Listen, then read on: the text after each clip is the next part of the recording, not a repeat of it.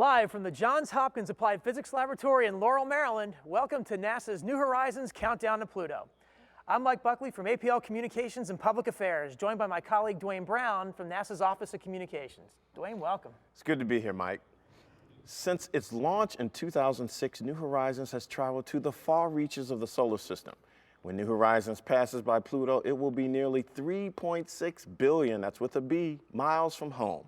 New Horizons joins other NASA spacecraft unraveling mysteries in the solar system and beyond to hopefully answer, how did our solar system originate and change over time? How did the universe begin and evolve? And what will be its destiny? How did life originate? And are we alone? NASA has the spacecraft exploring to answer these questions because we're out there. New Horizons is already sending back the most detailed images and measurements ever taken of Pluto and its moons, revealing significant new insights about the dwarf planet. But this is only the beginning. Scientists will see even more clear details as the spacecraft draws nearer to its destination. And not only can you get the latest images, science findings, and mission updates right here on NASA television for the next several days, join the conversation via Twitter, Facebook, and other social media platforms talking about the historic July 14th flyby. And send in your questions at #PlutoFlyby. And of course, all mission information and images are available online at www.nasa.gov/New Horizons. You know, Mike, I've been doing space missions for 30 years. I am so juiced, so psyched to share the set with you over these next several days. Part of history is pretty cool. Oh, it's going to be a great ride. Oh. Now, we're counting down to New Horizons' historic flyby of the Pluto system, and today we're 3 days away. I mean, that's half a Pluto day, and just about 2 million miles from Pluto. And so far, this has been an incredible adventure.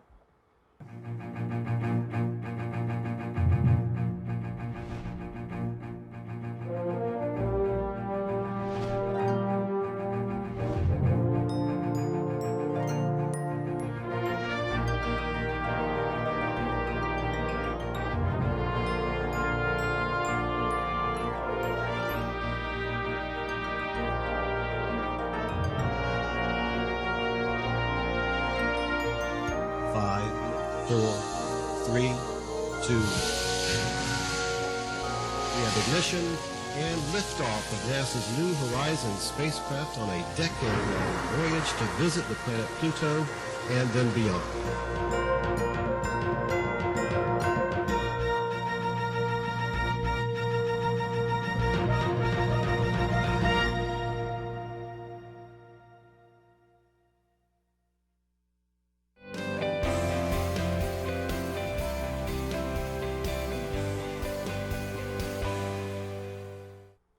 Back with us is New Horizons Mission Operations Manager Alice Bowman, but this time from our remote set near the Mission Operations Center here at APL. Hey, Alice, good morning. Hi, Mike. Straight up, how is New Horizons doing? Oh, the spacecraft is doing great. It's taking lots of science data and it's sending it all back to Earth. So let's take a look inside the Mission Operations Center, and if we can tell us what's the team up to? Are we in contact with New Horizons? What are the activities now? We are in contact with New Horizons. We're actually up with the 70-meter station at Canberra. And this morning we got down some optical navigation data. We processed that and sent it over to the navigation, guidance and control teams and science operations teams. Those teams are now processing that data. About 9 this morning, we sent an uplink signal to the REX experiment on board the spacecraft for an observation that's going to happen about 1:30 this afternoon. Alice, it's Dwayne, welcome. You know, the world is really excited, exciting times. How does the team feel? Oh, the team is just jazzed for this. We just can't wait. We're used to seeing numbers on our screens in the Mission Operations Center, so it's just fantastic to see those numbers turn into images and spectra. So let's take, what's some of the activities, what's the team up to over the next day or so? Well, we're going to continue to get down optical navigation data. We're going to get down some plasma data. And we're going to be waiting to see if we need to do a knowledge update. Busy times getting close. Thank you, Busy Alice. but exciting. Thanks, Alice. You know, Alice's team has its eyes on New Horizons, but what's another cool way to follow what the spacecraft is up to? Well, if you have a minute, here's the answer. Did you know you can actually ride along to Pluto with New Horizons? Because you can. This is Pluto in a minute.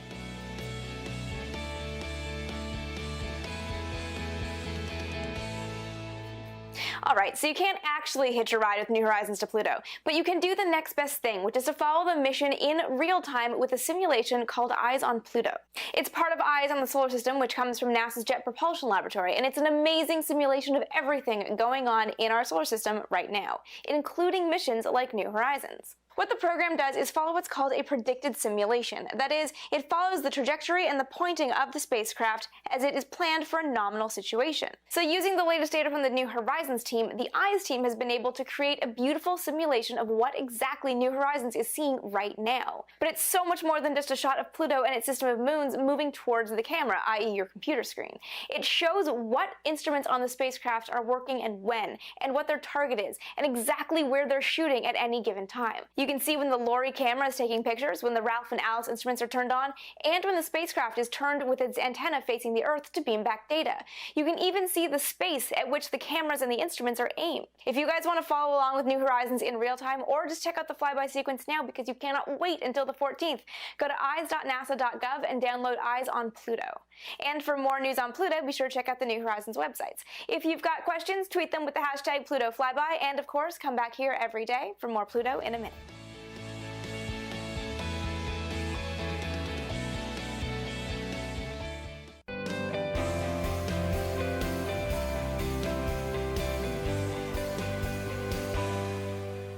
Now, joining us for the science update is John Spencer, a New Horizons co-investigator from Southwest Research Institute. John, welcome to the countdown. Thank you, Mike.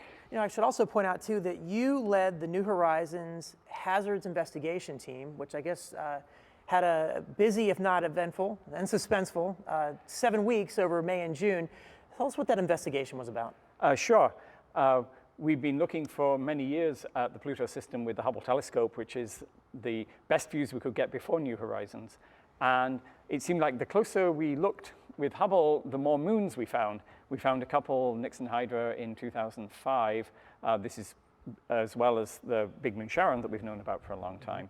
And then we went back in 2011, found another moon, Kerberos. And in 2012, we went back and found a fifth moon, Styx. And that was about as hard as we could look with the Hubble telescope, but we were concerned that every time we look closer, we'll find more moons. Maybe there's a gazillion moons there, and we might probably not run into a moon, but run into the debris that would be ejected from that moon by meteorite collisions. And because we're going so fast, that could cause damage to the spacecraft. So our plan has been that as we approach Pluto, we would take a series of very long exposure pictures over a couple of months, as soon as we were close enough that we could do better than Hubble had done, and see if we could see anything else. And we did that. We started in May and we finished just over a week ago, taking closer and closer pictures with very long exposures and rapidly analyzing them to see if we might see any new moons that might be a danger to the spacecraft. And we found nothing. We were able to say that there were probably no moons any brighter than 10, 20, even 30 times fainter than Styx in the system. There might be some really tiny stuff, but it would be less than a mile across. I'll point out first that the team, you had plans in place, backup plans in place. Had you seen something that New Horizons could have got off on another path or even turned the spacecraft to protect itself, had you found something? Right. So we had alternatives, but we preferred to stick with the nominal plan because that was the best plan and would give us the best science. And now we're very happy that we can continue as originally planned and get the best science we possibly can from the Pluto system. I'm a little curious that you had said, about not finding moons. You're always seeing them, and there was probably some talk in the team. Would we find something or not? Mm-hmm. You didn't find any more moons. Are you surprised? Yeah. I was a little surprised. I expected we'd find at least a couple, but this is totally unknown territory. The Pluto system is just nowhere we've ever been before. We've never been to anything like the Pluto system before, so we're just learning what the rules are, and the rules seem to be some big moons and not many smaller ones, and we're learning something already. Well, John, let's talk about Pluto and Sharon. You guys have finished the hazard search. What do you think about these images? Oh my goodness. It's just amazing what we're seeing now. it was a gradual approach, and every picture was just a little bit better. Now, every day, we just see a whole new view of Pluto that's telling us things we never knew before. And we're seeing these crazy black and white patterns. We have no idea what those mean. And we're seeing a lot of circular things that we're wondering, are those craters or are they something else? We saw circular features on Neptune's moon Triton that are not craters. And so we should know in a few days, but right now we're having an awful lot of fun just really speculating, well, what do you think that is? What do you think that is? And it's just amazing. Excellent. Good. John, thanks. Thank you, John. Thank you. Pluto is unusually difficult to study from Earth because it is so small and far away.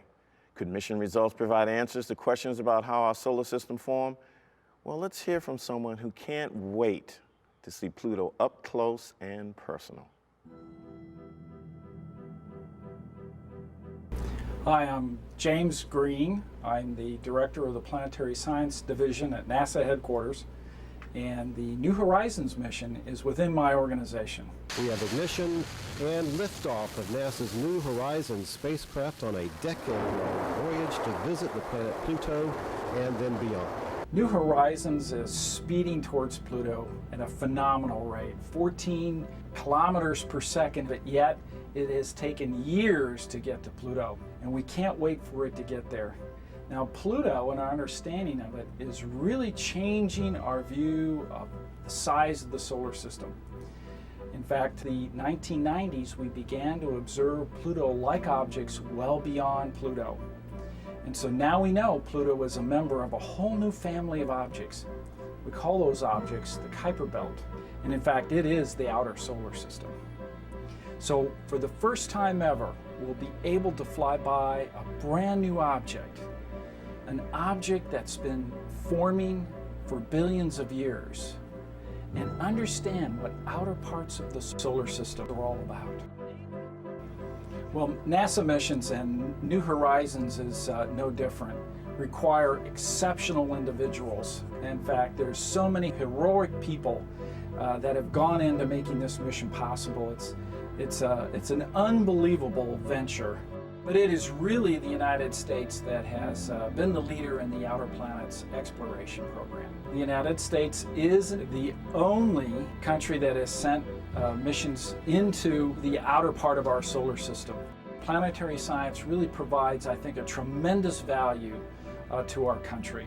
Dwarf planet, what's up? Planning on Pluto, you already knew though. Dwarf planet now, but it's still kind of cool though. It's very far away, far away, far away. Though it's tiny, it's icy and it's orbit kind of great.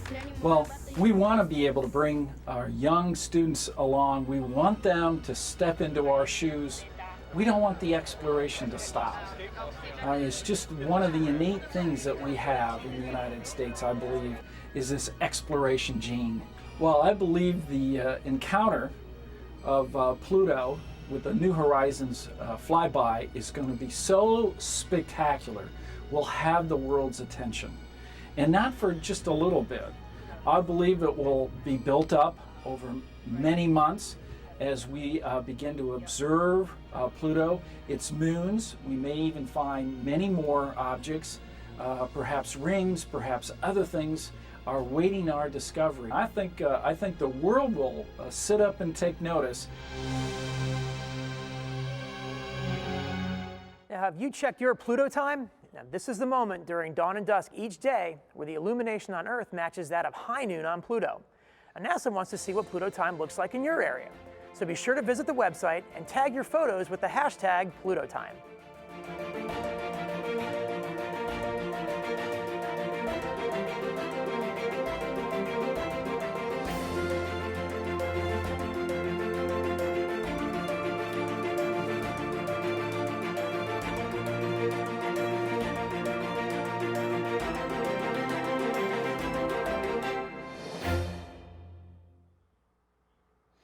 And as we count down to a historic moment for our nation and the nation's space program, don't forget you can get the latest images, science findings, and mission updates right here on NASA television over the next several days. And join the conversation via Twitter, Facebook, and other social media platforms talking about the historic July 14th flyby. And yes, send in your questions at hashtag PlutoFlyby. All mission information and images are available online at www.nasa.gov/New Horizons.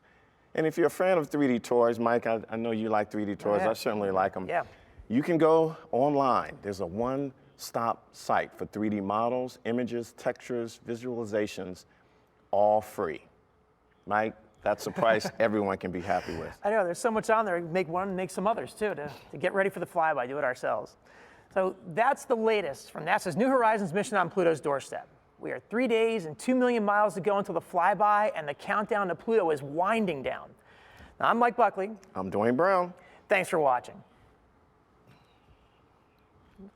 The model, make one of these.